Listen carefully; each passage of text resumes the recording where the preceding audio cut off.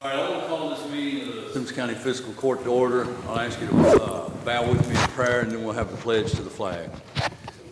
Heavenly Father, we do thank you for this day that you've given us, Lord, and the many blessings that you've put before us and given us. Lord, the biggest of all being salvation through your Son, Jesus Christ. Lord, we just ask you to be with us during this meeting, lead us, guide us, help us do the things that's right, pleasing in your sight. Lord, I just ask you to watch over and take care of the people here in Simpson County. And Lord, we just thank you for all things that you do for us. In Jesus' name, amen. Amen. I pledge allegiance to the flag of the United States of America and to the republic for which it stands, one nation, under God, indivisible, with liberty and justice for all.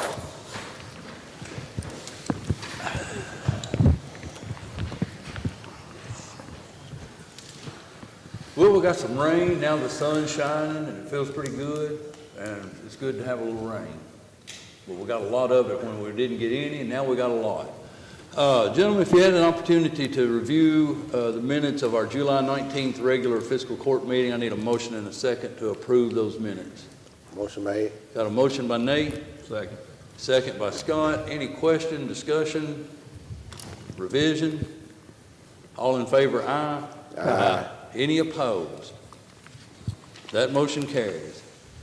Next, gentlemen, we had a request to help get the school resource officer program kind of up and going.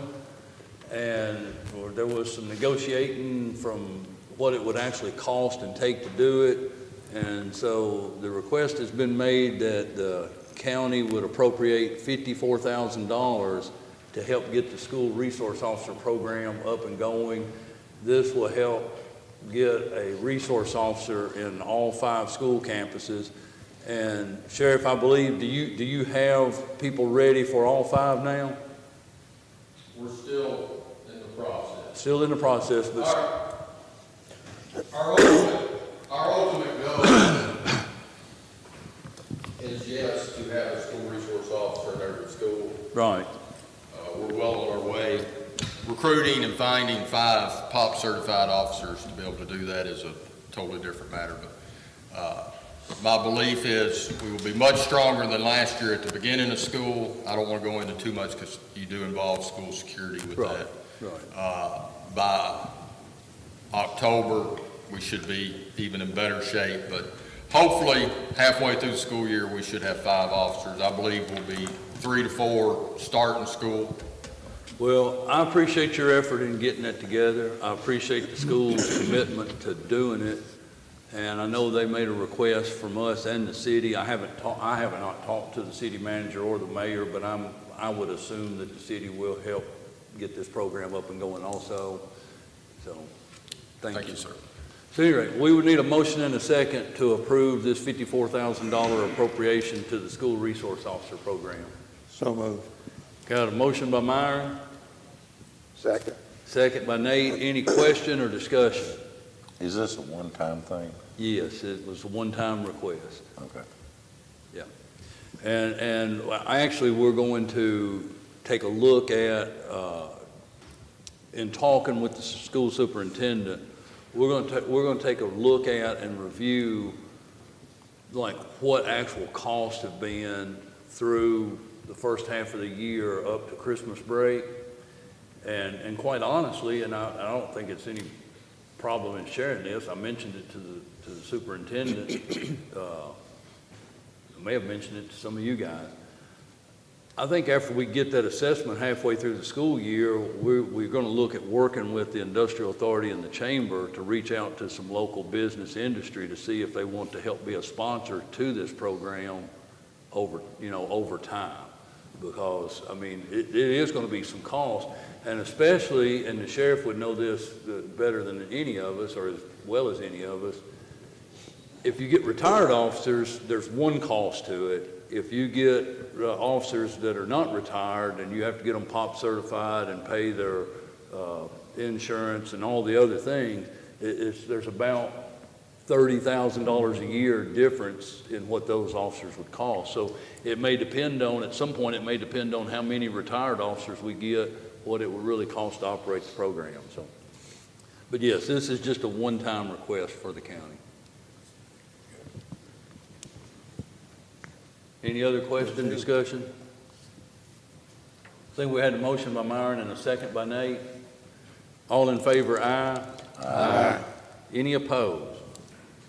That motion carries. Next, we need to authorize the advertisement for bids for Sheriff Department trucks for the SRO program. They're just authorizing the bids for it. Oh, so moved. You want to speak to it, Sheriff? Yeah, it's We- really two parts. I need to that. Well, I got a motion by Marty. Do I have a second to the motion? Myron's got a second. So we have Marty and Myron, and then we'll have discussion. So thank you, Sheriff. Are you ready for Yes, discussion? sir. Absolutely, sir. Yeah, I'm not asking y'all to buy anything. Y'all have already talked about giving money to the program, which goes to the school. They're funding the program. Trucks are extremely hard to find. I've found a couple of trucks. I need to get some vehicles for the school resource officer program. That's the behind the scenes work, is finding the officers, recruiting officers, getting the equipment, doing all. It's like setting up a new small police agency. I do need a few vehicles. I've got some vehicles we're going to be using. I still need to get a couple. That's coming from the funds at the school. The place I found trucks, honestly, you call anywhere, you can't get trucks. You can't order them. I did find a dealership that's got a few sitting on the lot that are exactly what we need right now. However, they don't have the state contract for trucks. Therefore, I have to bid them out.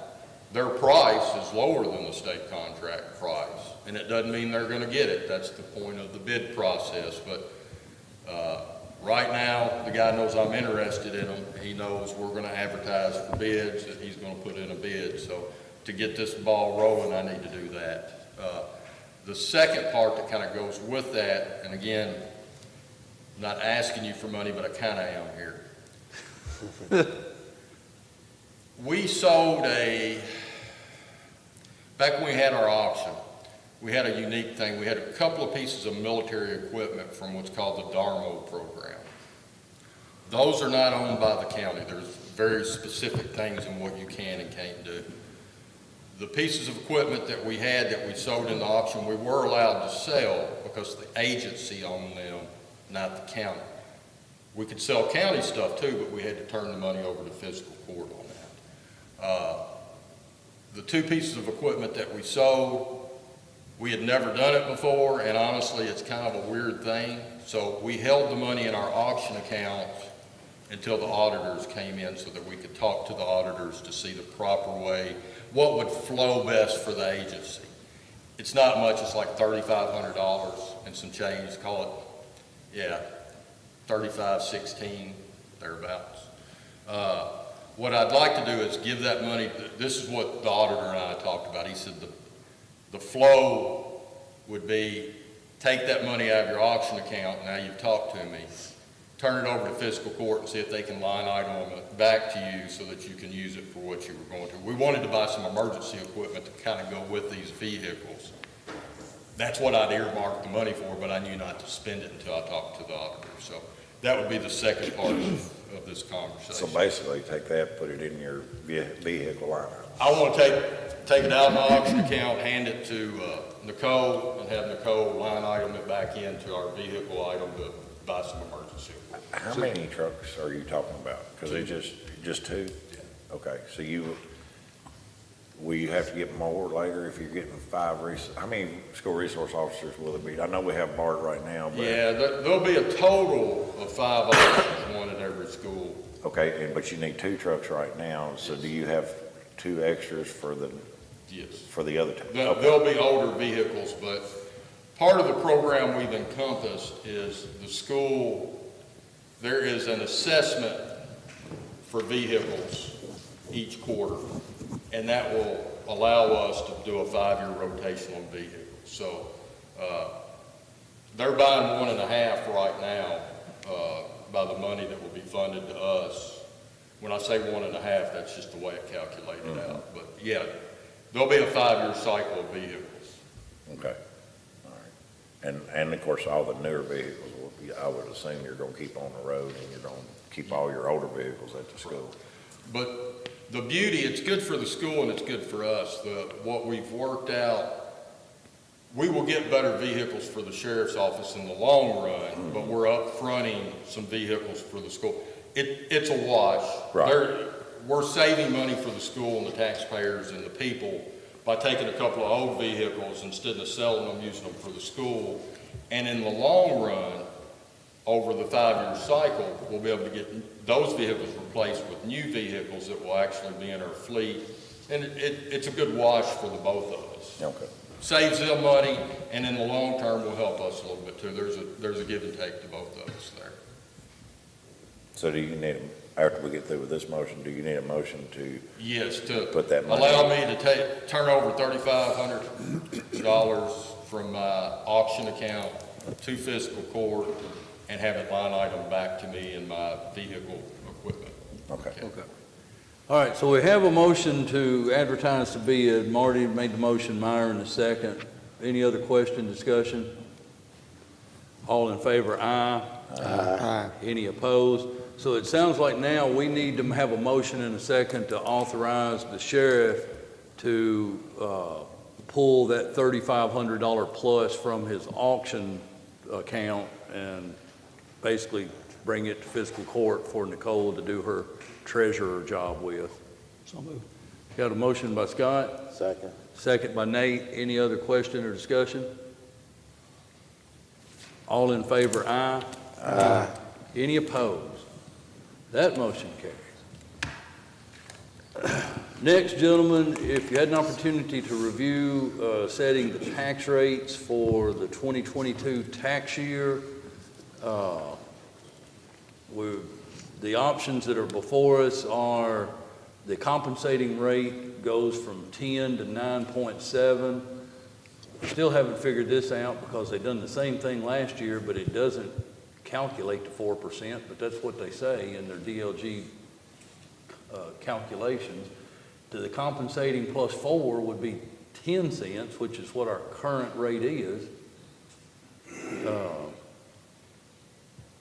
To put it into perspective, we have budgeted almost $1.4 million in property tax revenue. The compensating rate would generate almost 1.5 million, and the compensating plus 4 would generate about 26,000 over 1.5, 1,526,000. So the options are you take the compensating rate and we're good, we go. We take the compensating plus 4 and we'd be at 10 cents, which would be unchanged from the current tax rate, but it would be subject to a public hearing. And I don't think anyone would be interested in doing this, but if you take anything above the compensating plus 4%, not only do you have to have a hearing, it's subject to a recall. Correct. So the things to think about are today, this minute today, taking the compensating rate doesn't kill us, and it's great as long as the economy stays strong and property values stay up.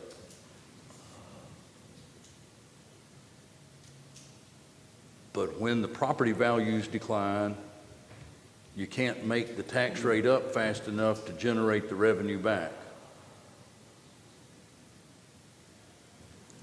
The way I look at it, and I've always wanted to keep taxes as low as possible, and we're not. If we stayed at the 10%, at the 10, we would be at the same tax rate. And if you look at the difference in the numbers, that's about $46,000. We Yep. just authorized to give the school $54,000. $54,000. So, you know, there's not, you know, lowering taxes is always good. But before we had raised, the reason I thought we should lower the property tax, we had raised the occupational tax, we created the water meter tax, and we had done some things of that nature, so I was in favor of lowering that. I'm not gonna try to make a big stand on it one way or the other, but I feel comfortable leaving it at the 10. But it's totally up to what fiscal court wants to do. Yeah. And that's, if you've had a increase in your value of your property, that is a tax increase. But if you haven't had an increase in the value of the property, it's not a tax Well, increase. by the time the PVA goes through their 4-year cycle and hit every property, I'm going to imagine that every property owner is going to see an increase in value. Because the PVA is tasked with reviewing property every 4 years. So basically 25% of the property, it's not broken down just like that in percentages, but it's by sections, however that works. But basically every 4 years, your property gets reassessed. Now, that doesn't mean that every 4 years your property value is increased. It just means you get reassessed and your property could be the very same. You know, I guess the last time we really seen property values take a hit was probably 2008 and 9, but they've rebounded quite well since then. And I don't really have a strong, I'm not going to strongly encourage one way or the other. I wanted the court to kind of hear what's going on. Bear one thing in mind too, and we talk about this every year during the tax setting season. When I say we started, because we all started at the same time with the exception of Marty. When we all started, the property tax rate was 10.5 cents. And now it's down to 10 cents. And Marty is correct, we made a 0.25 cents, we made a 1/4% increase in occupational tax, but we've made a 0.5% decrease in property tax. The one thing we also need to bear in mind is that 2.25% of this 10% goes directly to the health department. Right. Now, the one thing we could thank the sheriff for is you take your assessments, because we don't, the health department doesn't work like the other taxing districts, if I'm understanding this correctly. On your county tax bill, you have a state tax, a county tax, ambulance tax, library tax, school tax, extension office tax. You have 6 different lines on your county tax bill. Everyone gets their county tax bill and says, man, you guys at the county are really raking us over the coals. No, if you just read the county line, we're pretty good. You add all the others together, and it does make it a pretty enormous tax bill, but the county part, what we're setting, is pretty good. And when I say the sheriff's done a good job, you said the collection rate this last year was almost close to 99%. The point of that being this: when the PVA gives us our assessed values, the health department takes that assessment times 2.25 and sends us a bill. So we pay 100% of that. I mean, it's like the others, like if the ambulance or the library board, they're only going to get whatever the sheriff collects. If the sheriff collects 99% of the taxes, they're going to get 99% of their revenue. If the sheriff collects 99% of our revenue, we're still paying 100% of it to the health department. Right. If that makes sense. So effectively, the county tax rate that the county gets to maintain currently would be 7.75.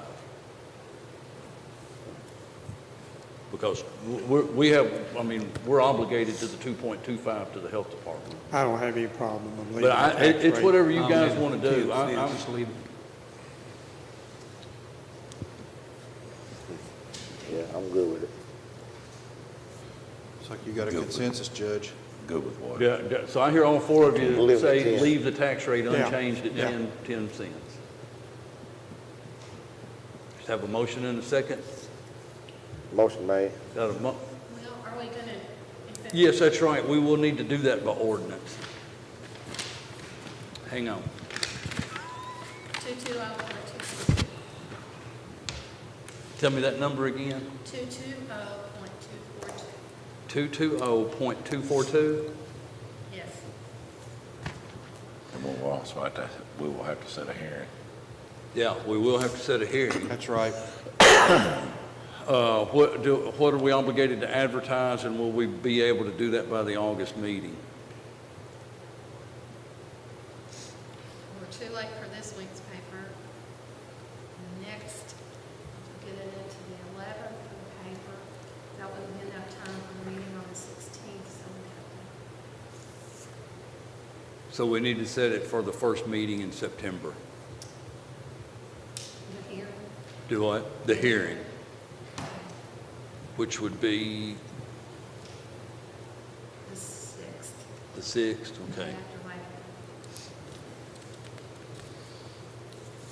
Day. Now, one thing that we're going to have to do, because media, both news and social, will be saying, oh, they increased the tax rate 4%. No, we actually left the tax rate unchanged.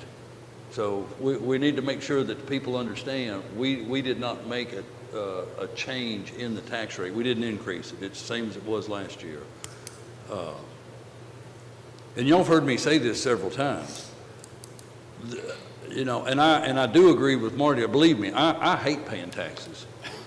I probably hate paying taxes as much or more than any human being on the face of this earth. But the cost of operation, there is a cost to operation. And once we figure out what is really a fair rate to be taxing, if you generate more revenue because property values have increased or added to, which that's another reason we see some increases, because we probably have 2,000 houses on the tax rolls, on the property tax rolls that weren't here a year and a half ago. So you start adding people and adding more, there's more cost to taking care of everything. So, anyway, that being said, we would need a motion and a second for enacting ordinance number 220.242, setting the 2022 property tax rates at 10 cents, which is unchanged from the current property tax rate. You already got it, Nate. We had Nate made the motion. Who seconded it? Did anybody second I it? think Scott did. Did you second it? Okay, so we had a motion by Nate, second by Scott. Any other question or discussion? This is considered first reading. This is considered first reading of the tax rate ordinance. Second reading will be after public hearing on September 6th.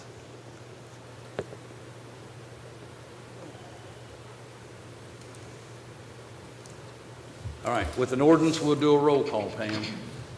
Nathaniel Downey, Yes. Scott Poston, Yes. Marty Chandler, Yes. Myron Thurman, Yes. Mason Barnes, Yes.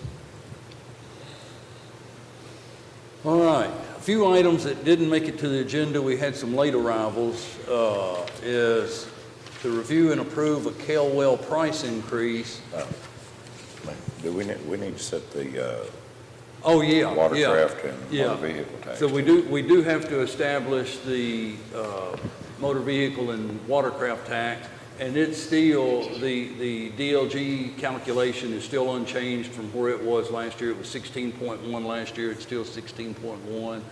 Is that all part of the same ordinance, or that's the way we've always done it.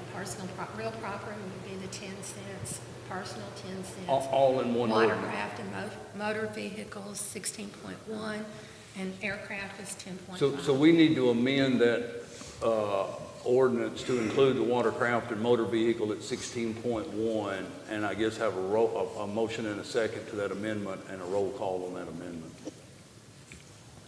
Let's just rescind that one and You start. want to rescind it? Is that what? Okay. I'd rather have it all in one. Okay. That's just a cleaner way to do it. Well, this will be a first. I don't know, how do we rescind a Or do motion, we? Counselor? What you do is you move and second to rescind, take a vote. If you have an affirmative vote, it's rescinded. And then you take it, Well, I'm gonna move to rescind it, being he moved to approve it. All right, so we got a motion by Marty to rescind the previous motion due to a lack of full information. Right.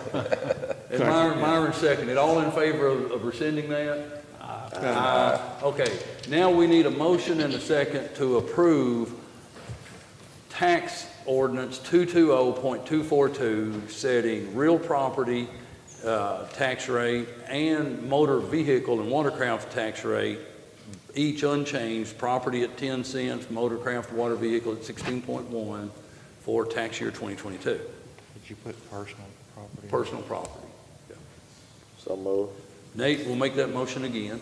Second. Scott will second again, and Pam, I'm sorry, but we'll do a roll call one more time. Nathaniel Downing, Yes. Scott Poston, Yes. Marty Chandler, Yes. Myron Thurman, Yes. Mason Barnes. Yes. Once more with feeling. Okay.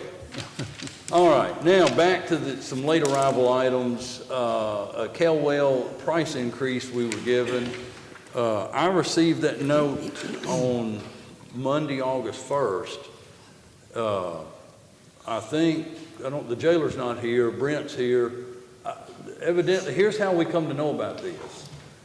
Calwell sent an invoice to be paid, and it was increased, and our account manager, finance officer, called to check on it. I guess the jail had received a notice, but we didn't get notification of it here. We didn't know what was going on.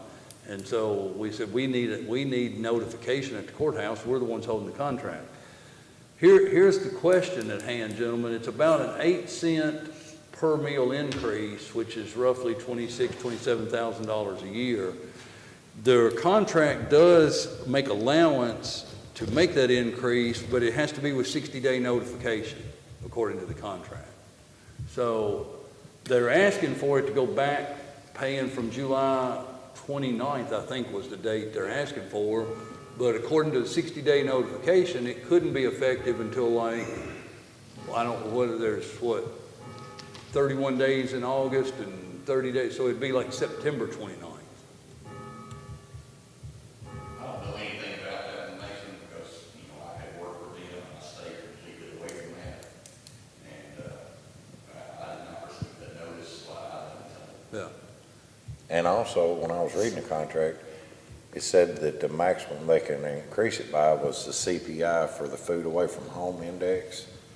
And when I looked it up, that index amount, I just Googled it, but it was nowhere near the amount of increase that they're asking for. So we need a lot more information on this, or I would, before I could vote for anything.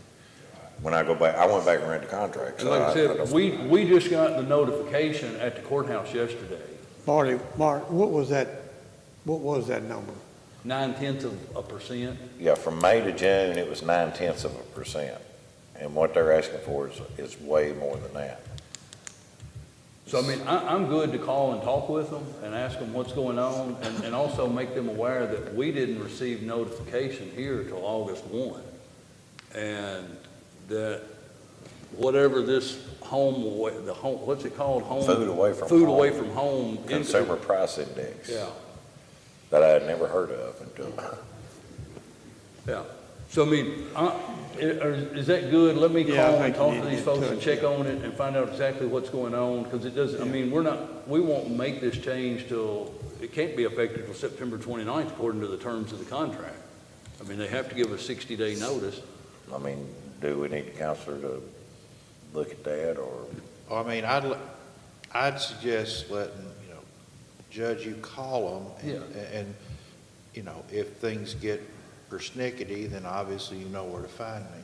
But let's Hope it don't get persnickety. hope it doesn't get persnickety. Let's try nice first. Dad said it was always easier to go from nice to jerk than from jerk to nice, and so. Well, I'm glad to know I'm the nice one and you're the jerk. Absolutely.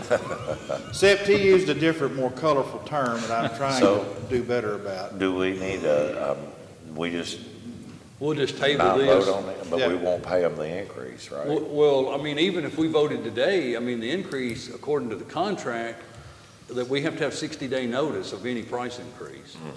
So I think probably, if I had to make a respectful suggestion, is that, let the judge, you make a call and see what happens, and if it's something that we can bring it up either next meeting or the one in September, If you need to get me involved, you get me involved. If we need the jerk involved, we'll get him involved. I say that with all love, Sam. You said it, though. I understand. I'm just saying, we try to do things, because sometimes Right. you get the lawyer involved and everybody gets their hackles up. We don't need hackles up. We don't need persnickety or hackles up. Both are bad. Either one. Both are bad. All right. Okay. We'll table that until the next meeting. Next is, we had a vacancy on the library board through the end of this year. So we have someone that's been approved to fill that vacancy, Ashley Scher, which would fill the unexpired term of Tommy Joe Hall, which would end 11/1/2023. So we just need a motion and a second to place Ashley Scher on the library board. So moved. Got a motion by Marty, Second. second by Scott. Any question or discussion? All in favor, aye. Any opposed? That motion carries. And then another late arrival was authorizing an extension to the city annexation of Grace Road. If you look at the map that they sent, there's a 30.05 acre tract of land that comes down from that curve. I think it was highlighted on the paper. That piece of land, the property owner for that 30 acre tract of land has requested to be annexed to the city, and the city has requested to extend the annexation of Grace Road down to that piece of property. So what we would need, if we're willing to make that extension, if y'all recall, up to where the highlight is, we've already approved city annexation of that road, which what that means is the city will then now be responsible for the maintenance and care of that road. So the city has this right here now? No. It's over here. The city has the road, scroll that down a little bit. Here's Grace Road from 100, and the annexation is already to that point right there. Okay. And that It appears that this landowner has either sold to that developer or another developer. or has intention to do so. Yes. And that's a conversation that has been at the forefront too.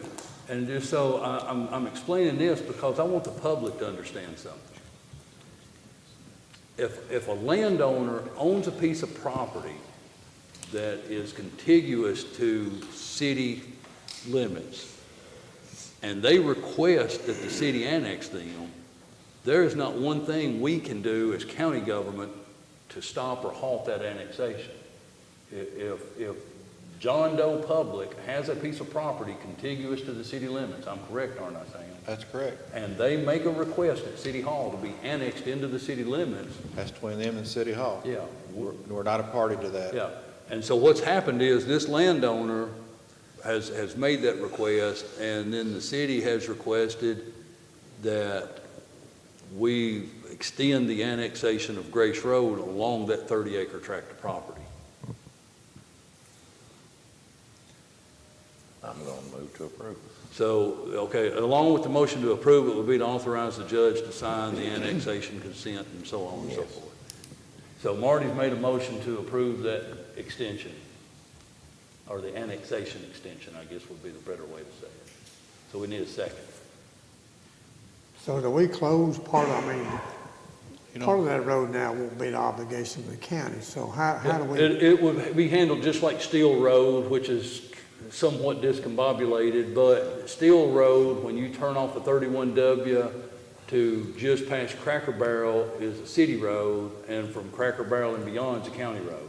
So basically, at that point, where that 30 acre tract of land is, from that point out to 100, the city would be responsible for maintaining that road, and from that point out to Rapids Road, the county will still be responsible for maintaining Grace Road.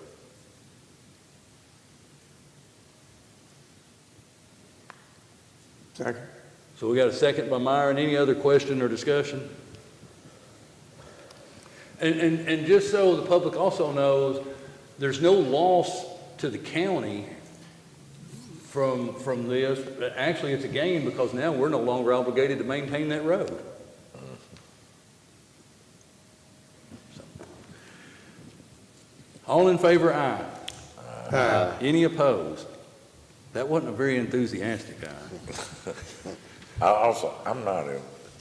I don't like seeing all the farmland cut up and put into subdivisions no more than anybody else does, but that's why I've always said the only way to control a piece of land is to own it. Yep. So these people, I've heard people say it's greed and all that. It's not greed. I mean, if somebody has something and they price it and somebody else buys it, that's just business. It's capitalism. So, Well, and the one thing we cannot do,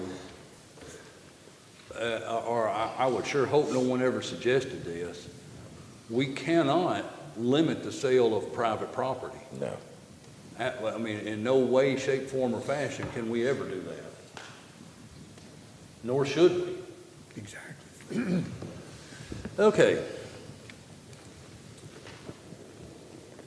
All right, next is cash transfer of $100.51 from the federal XYZ CBD fund to the general fund. This was just a little remaining balance that was over there in that XYZ deal that's completed and done with, and it just needs to be moved to the general fund.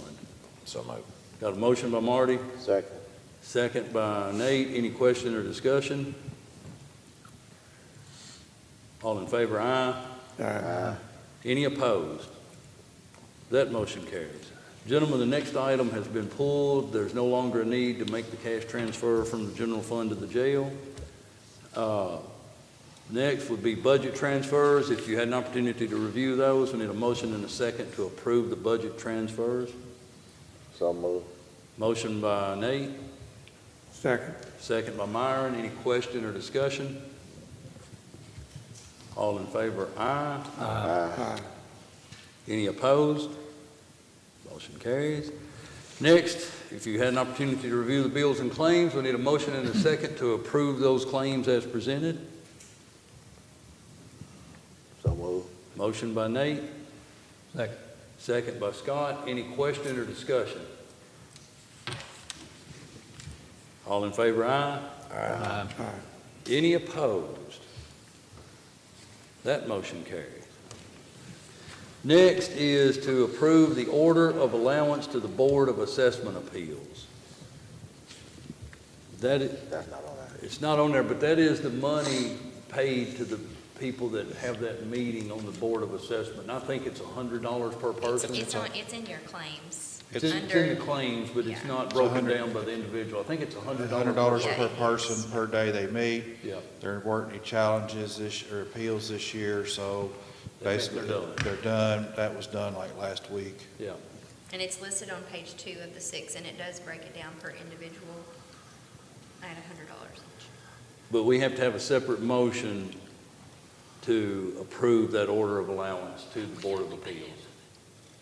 We pay the full amount. There it is. Yeah, there it is. It's statutory. That's Yeah. their required salary. Yeah. So moved. Yeah. Got a motion by Myron and a second by Scott. Any question or discussion? All in favor, aye. Aye. Any opposed? That motion carries. All right, gentlemen, reports. We talked about last month that in the first meeting in August, we would review the employee stipend for gas. And I think the discussion was as long as fuel was gasoline, not diesel, but gasoline was above $4 a gallon average, we would do that stipend. Thankfully, I think we're well below the $4 gallon average, so I'm assuming that that's the end of that unless we see a spike in fuel again. That was how it was voted on. Yeah. So if we need a motion to terminate that, I don't think so. I think by its own language, you don't have to do it Okay. this time. And if it, God forbid, we have another spike down the road, it's already in place and you can do it. Okay, fair enough. Cheapest I've seen so far was $3.22 in Franklin. I don't know if there's anywhere cheaper, but I've seen $3.22 on one flashing sign. Just want to acknowledge our IT guy, Adam Wilshire. He volunteered over the weekend with Red Cross to be over in Eastern Kentucky and help them get a few things set up and done. And so we appreciate you going over there, Adam. We really need to keep those folks in Eastern Kentucky, especially Knott County area, pretty devastating what happened over there. One thing, the director of the health department came by, met with me. He's got a list, and I didn't count the items here, but it's 25 items of things they're going to be doing to the local office out here. One of the things, two things actually, repair or replace the flooring and replacing the lighting to LED. He has made a request to see if the court would make a consideration of covering half of the cost of those two items. Now, we don't have a bid on them yet. He just wanted me to bring that to your attention, and he would bring a price to us. So we'll look at it. The only other thing I have is Friday, August the 5th, which will be this Friday, the Chevrolet Club of America's 60th anniversary is going on, and their main meet is in Bowling Green, but on Friday the 5th, about 10 o'clock, up to possibly 200 vintage Chevys will be parked around the square and over at the old Franklin Favorite parking lot as the group of people come and take a tour of historic downtown Franklin. So if you're an old car lover, you want to get out and walk around the square, should be plenty here to look at come Friday, about 10 o'clock. Will be any for sale? I'm sure you could talk them out of one day. All you have to do is flash that wallet open. You crack that wallet open, and Well, I'm out there. You show them your money, I'm sure you can get it. Yeah. So just, there's something interesting happening downtown. They're going to tour the old jail, the history center, and just some things around town. Be neat to see. What did you say? If Myron pulled his wallet out, moss and dust would fly out? Yeah. Is that what One or two, Mike. yeah. Myron, do you have anything? No. Scott? No, sir. Nate? No report. Marty? I think we were talking about the people in Eastern Kentucky. I've seen some posts on Facebook and I'm sure Bob can get you with someone if people want to make donations to send over there. I've seen, bottled water, gloves, shovels. I mean, I've seen a whole list of things. So I'm sure that there will be somewhere in the county you could donate to send supplies over there if you need to. And just so you guys know, Bob and I have discussed this yesterday. They haven't yet, unless they have this morning. I haven't yet, But Bob asked if they make a request to have, additional emergency management director help, was it okay for him to go? I said, absolutely, because if we were in that situation, we would like help from their people. Oh, yeah. I think I saw online the parks are doing something, they're collecting stuff. Okay? Yeah. Very good. Counselor? I didn't want to cut you off. Brent, can you come up here a minute, please? I've got a contract handed to me regarding Combined Public Communications, LLC. This involves issues with letter writing to the people writing letters to inmates at the jail. In recent years, and I told the judge this, if people use this much innovation and effort into legitimate purposes, we'd be a lot better off, but they're finding new and improved ways to smuggle contraband into jail through the correspondence. And this is a means of addressing that. Brent, would you please go into a little more detail? Yes, I'm sorry, we didn't get that till yesterday afternoon, but I got to share it with Mason briefly coming up the steps. But what we've experienced is people taking paper and soaking it in drug-laced water, and then it comes in as legal mail sometimes as regular mail. Exposes our staff, because we open up all the regular mail, exposes our staff to possible fentanyl contamination, things like that. Of course, it brings drugs in the facility, and we're always looking to fight that. Using this process, all except legal mail would be sent to an off-site location. The material would be scanned, and it would be placed on the kiosk for the inmate to read on the kiosk, so they would have no touching of the actual mail itself in our facility. We still have to handle legal mail the way we do, but this is a service that our communications partners have offered us at no cost, and we would like the court to sign this addendum and make it safer for everybody involved. And the legal, I'm not gonna lie, about a year or so ago, we had someone who, it looked a little suspicious. It was legal, and the envelope looked like it came from a law office of a legitimate lawyer, but it didn't seem like it was somebody, one that does one of these, and the jail contacted me, and we contacted the lawyer's office and said they did not represent this person, they were communicating with this person, and apparently this is what they were doing. But unfortunately, attorney-client correspondence, you know, that's constitutional. You got to be able to contact us, communicate candidly and privately with your client. But if we can find, my recommendation is if we can find a way to get down, you know, whittle down a lot of the outside stuff, then I think that's what we need to do, particularly as it doesn't seem to be costing us anything.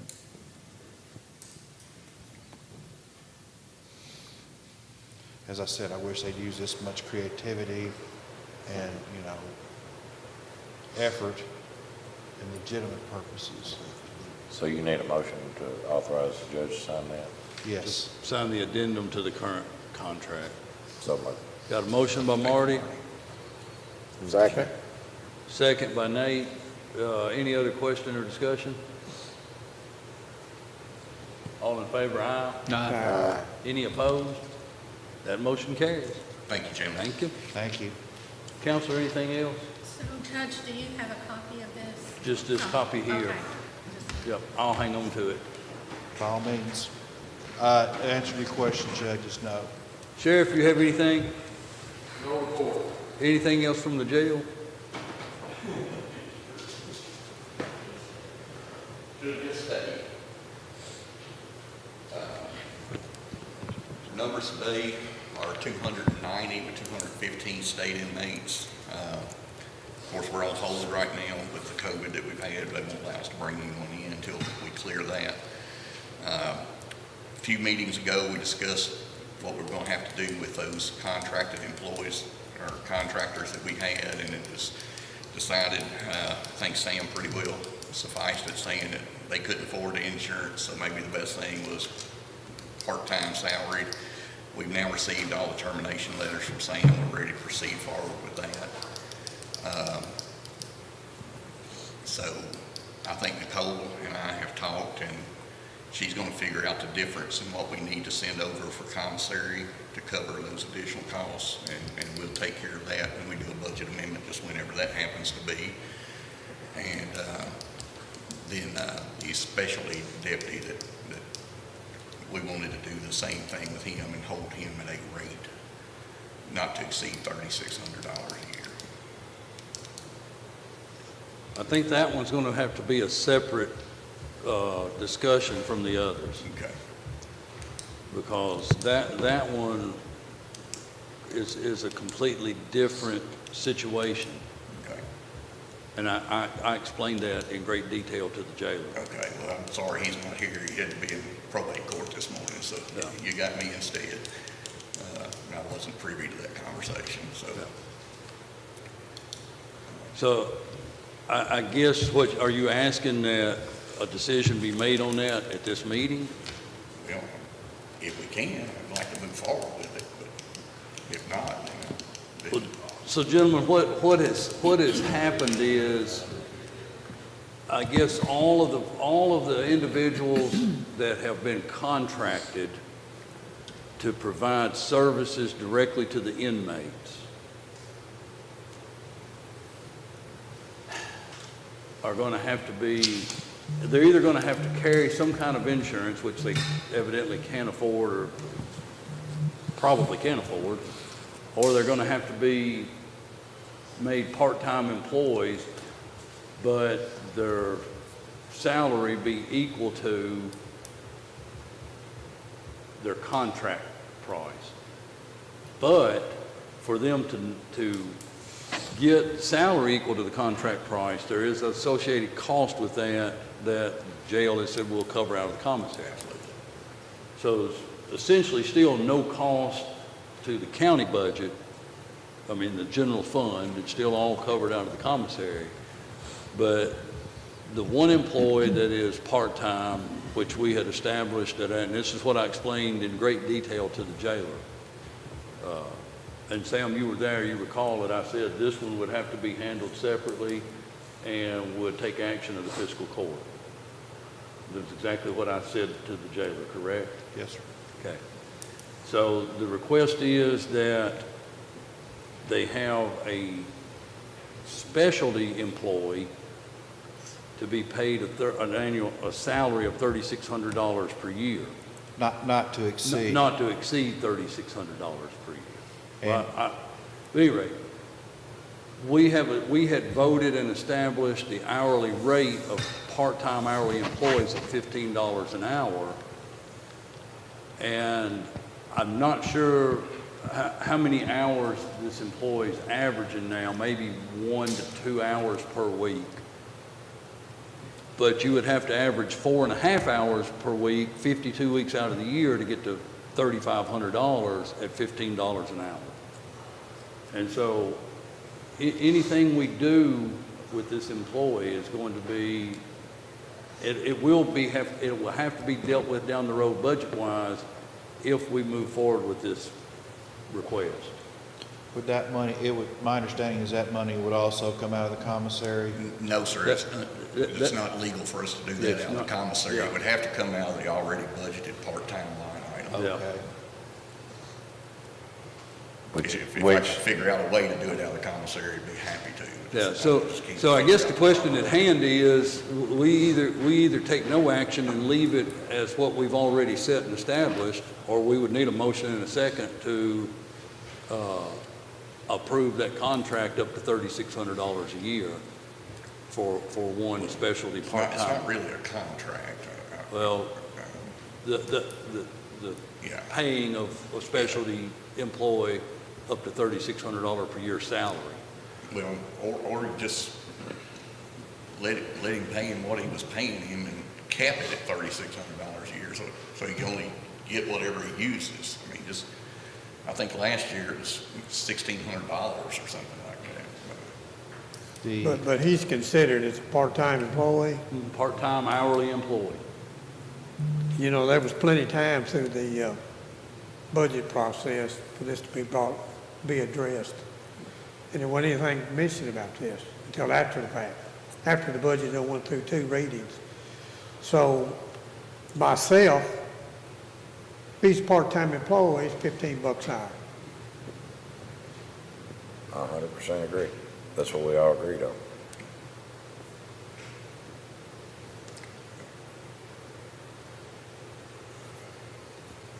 Any other discussion to it, or is that? Will the jail budget, is there money in the jail budget to cover this Yes, by what the fiscal court approved? yes. No.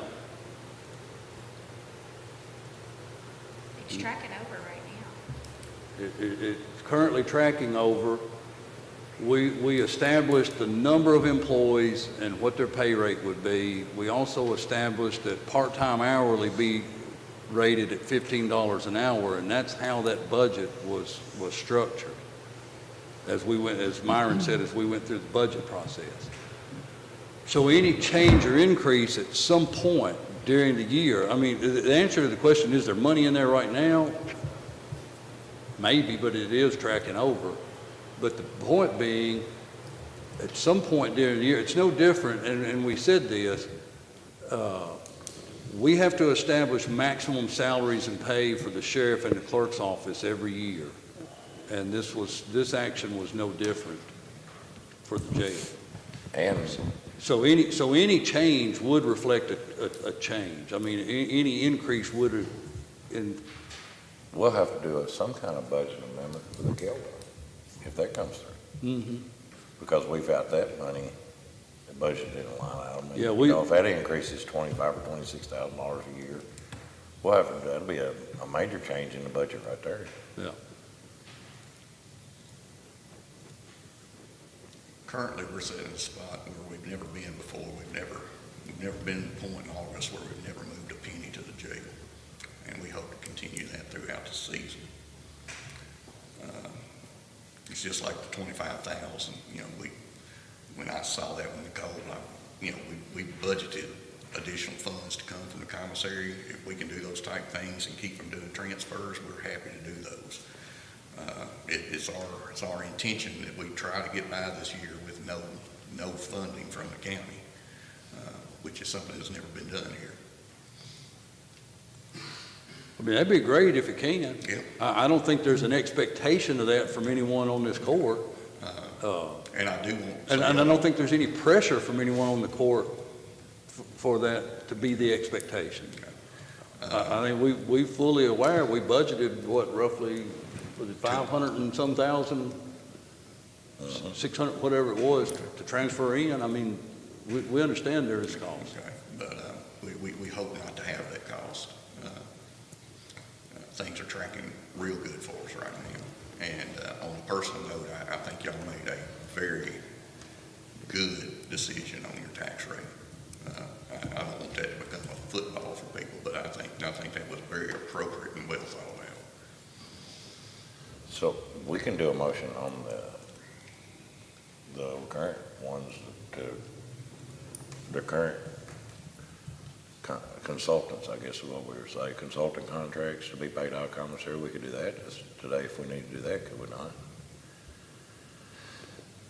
Yeah, I mean, I guess that would have to be by motion to hire those because we didn't count the number of employees. So I guess we would have to by motion approve the hiring of part-time jail consultants. I guess that's what they. I'm not sure that we capped the number of part-time employees when we did that. We didn't cap the number of part-time employees. We just said they would be paid at $15 per hour. So if you didn't cap the numbers. But we did have the $15 an hour set at a certain number of hours per week that we would establish. And some of these will, if we were to pay them $15 an hour, they would well exceed what they're. Yeah. And another conversation is, as the attorney would note, that I told Eric, if we need to have a conversation about the hourly rate for part-time employees being bumped from $15 an hour, that's a fair conversation. And here again, you correct me, but I think this is exactly what I said to him. I think that's a fair conversation, but getting the court to agree to pay any part-time hourly employee an additional $8, $9, $10 an hour over whatever we're paying the other part-time hourlies is going to be a pretty hard sell on the fiscal court, and understandably so. Is that basically what I said? Pretty much, in a nutshell. The issue was, I think you all had common ground in the fact that given today's labor market and with inflation, that it is very difficult to find decent employees at $15 an hour.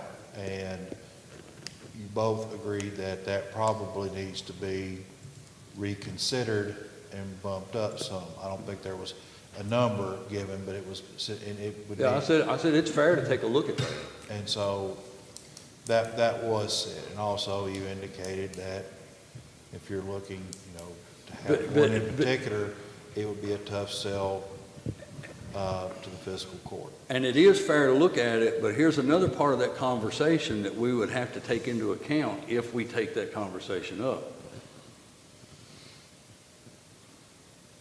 let's just say hypothetically that we bump part-time hourly to 16 or 16.50, and we have full-time employees, possibly some on the sheriff's department. I know some in other departments that aren't even making that as full-time employees. Then, because you get to, and I appreciate this, I appreciate that the jailer is concerned about jail employees, and I appreciate that the sheriff is concerned about jail employees, and I appreciate that the clerk is concerned about clerk employees.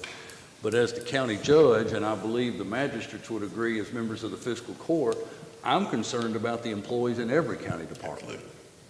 And I'm not saying that the jailer and the sheriff and the clerk aren't concerned about employees in other departments, but I'm concerned about employees in every department, and I've said this till probably people are sick of hearing this. Every job is important, but all jobs aren't equal. The firefighters have a job. Do they do the same job as the guys in the road department? There's completely different jobs. Both jobs are important. The point being, it's going to be hard to push part-time hourly rates without getting full-time hourly rates increased also. Might I interject for a second? Just what we've experienced at the jail is we're losing our full-time people to factories and whatnot because of the labor market. And we try to get those people to come back and work part-time hours because they're already trained and things like that. And they left because they weren't making enough money at the full-time rate, and it's hard to get them to come back. So what we end up doing is having to have full-time people work overtime. Now we're paying time and a half plus their package on top of it. So it's really, really costing us on our regular line item, not our part-time line item.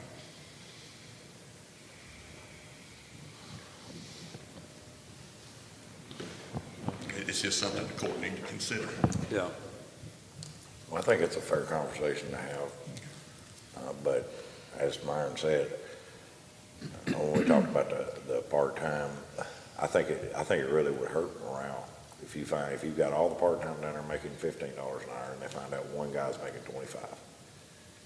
Even if it isn't, but just a small dollar amount a year, it still is, they're going to be saying, why aren't you paying me $25 an hour? If you're going to pay him $25 an hour, he's part-time, I'm part-time. I think it would be bad for the morale that way.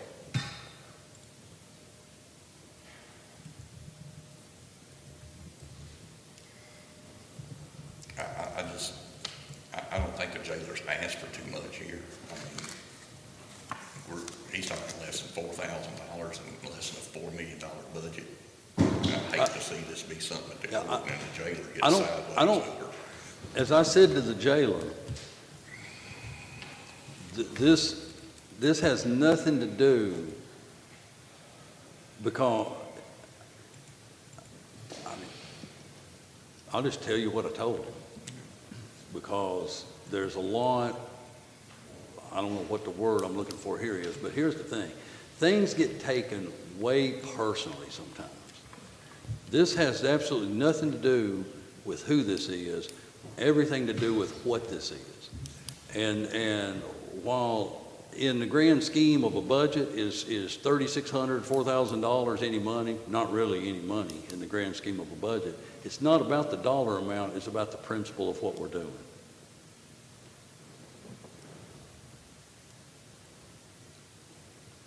It's just about fairness.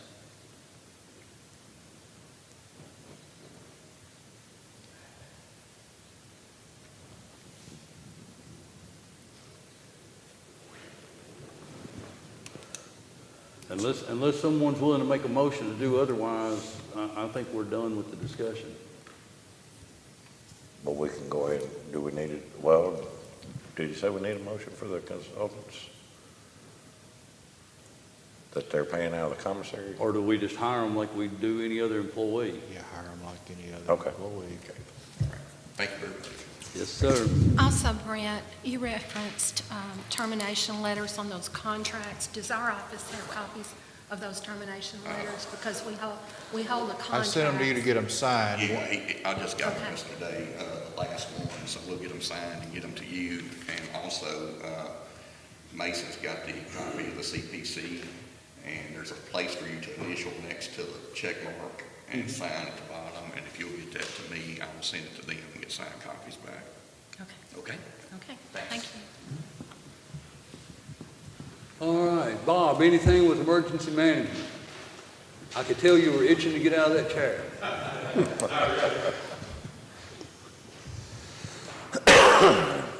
just want to follow up on something that you mentioned a little while ago about donations during disaster. What they really need is cash. The water donations, I think there's, this week yet, there's over 15 semi-loads of water coming in over there. If people want to gather things, water, gift cards, those types of things.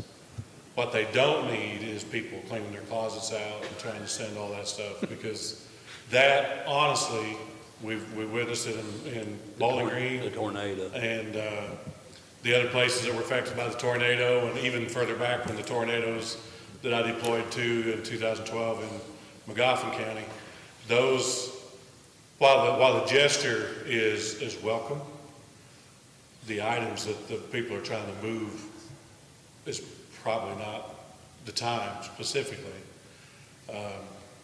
I've been there myself. I've got stuff I'm not using, and we know that these people need it. But once it gets there, you pretty much have to set up a store and sort through all that stuff and get it so that people can come through and get it picked up and all that. And we're still looking for people. There's nobody to do this work. So I just wanted to reiterate that. I think if you go on the state's website, you can find different places where you can donate monetarily.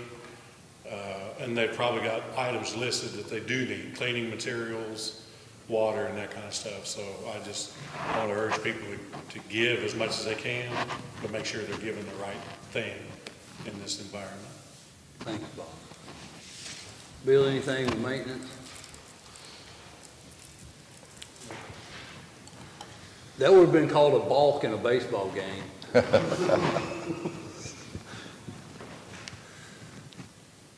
Anything fire department, Nelson? Bob, anything road department?